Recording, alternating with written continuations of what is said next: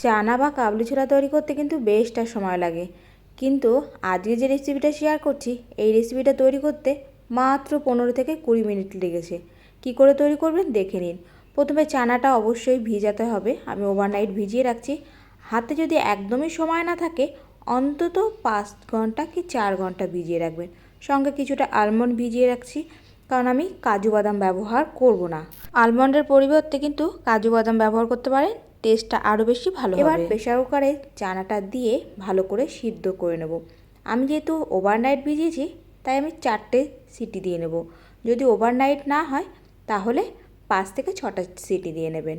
এবার কিছু মশলা দিচ্ছি। দিয়ে দিলাম বেশ বড় সাইজের একটা পেঁয়াজ, বেশ বড় বড় করেই কেটে দিয়েছি। দিয়ে দিলাম 1 চামচ লবণ, 1 চামচ হলুদ, 2টো ছোটো এলাচ, একটা বড় এলাচ, 1 টুকরো দারচিনি আর 5 থেকে 6টা রসুন কোয়া। এবার ঢাকা দিয়ে ভালো করে সিটি দিয়ে সিদ্ধ করে নেব। আলমন্ডগুলো যে ভিজিয়ে রেখেছিলাম, আলমন্ডগুলো ভালো করে খোসাটা ছাড়িয়ে নিচ্ছি। ভিজে বেশ মোটা মোটা হয়ে গেছে। এবার এর একটা মিক্সিং বোলের মধ্যে দিয়ে দিলাম।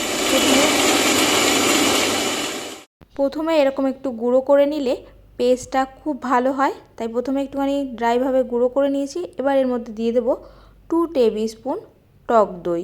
যদি দইটা বেশি টক হয় তাহলে 1.5 চামচ মতো টক দই দেবেন। টক দই দিয়ে ভালো করে পেস্ট করে নিতে হবে।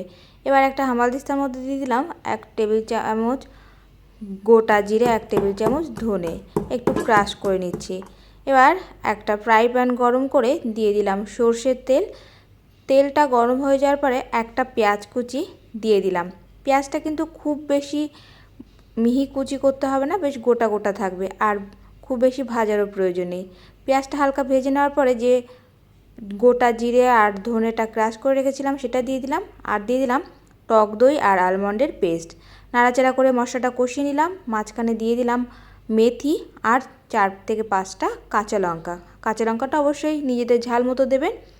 ভালো করে মশলাটা কষিয়ে নেওয়ার পরে, মশলার কাঁচা গন্ধ চলে যাওয়ার পরে এবার সিদ্ধ করে রাখা ছোলাটা দিয়ে দিলাম সামান্য একটু গোলমরিচের গুঁড়ো, আর যে জলটা বেঁচেছিল জলটা দিয়ে দিলাম। সিদ্ধ করার সময় একটু জল বেশি নিয়েছিলাম। এবার ঢাকা দিয়ে 10 থেকে 15 মিনিটের জন্য রেখে দেব। রেডি হয়ে গেল আমার চানা। কেমন লাগলো জানিও। উপর থেকে একটু গরম মশলা গুঁড়ো ছড়িয়ে দিলাম আর দিয়ে দিলাম ধনেপাতা কুচি। কেমন লাগলো রেসিপি জানাবেন, আর ঘরে অবশ্যই কিন্তু তৈরি করবেন।